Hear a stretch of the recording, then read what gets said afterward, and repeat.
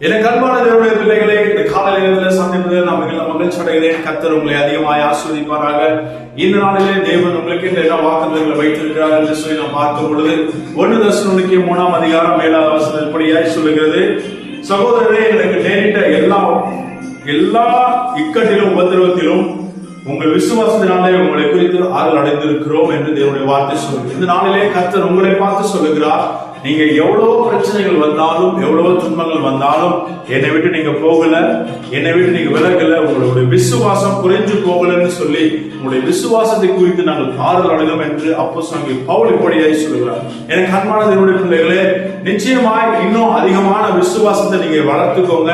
இன்னும் அதிகமான நம்பிக்கை உங்க மேல வளர்த்துக்கோங்க. உங்க மேல இல்ல, ஆண்டவராகிய இயேசு மேல அதிகமான நம்பிக்கை, அதிகமான விசுவாசம், அசைக்க முடியாத ஒரு விசுவாசம், அசைக்க முடியாத ஒரு நம்பிக்கை. யாபேஸ், நீங்க பழைய ஏற்பாட்டுல வாசிக்கினா யாபேஸ் ஜெபிக்கிறான், என்னை ஆசீர்வதித்தால் ஒளியை நான் உங்களை விட்டு போவேன் அப்படின்னு சொல்லி ஜெபிக்கிறான். அதனால இன்னைக்கு நான் உங்களை பார்த்து சொல்லுகிறேன், தேவன் மேல இருக்கக்கூடிய விசுவாசம் இன்னும் அதிகமாய் அதான் ஆண்டவர் சொல்றாரு, இஸ்ரவேலுக்குள்ள இப்படிப்பட்ட ஒரு விசுவாசத்தை நான் பார்க்கவில்லை என்று சொல்லி தேவனுடைய வார்த்தை சொல்லுகிறது. எனக்கு அன்பான தேவனுடைய பிள்ளைகளே, நீங்க அதிகமாய் தேவனுடைய சமூகத்திலையும் சரி, விசுவாசத்திலையும் சரி குறைஞ்சு போகவே கூடாது. குறைந்து போகாதபடிக்கு நீங்க அதிகமாய் இருப்பீர்களா, நிச்சயமாய் கர்த்தர் உங்களை குறித்து ஒரு மேன்மையான காரியத்தை வைத்திருக்கிறார். தேவன் உங்களை குறித்து ஒரு ஆச்சரியமான காரியங்களையும் ஒரு அதிசயமான காரியங்களையும் உங்களுக்கு ஒரு மேன்மையான நன்மைகள் நிச்சயமாய் கிடைக்கும்.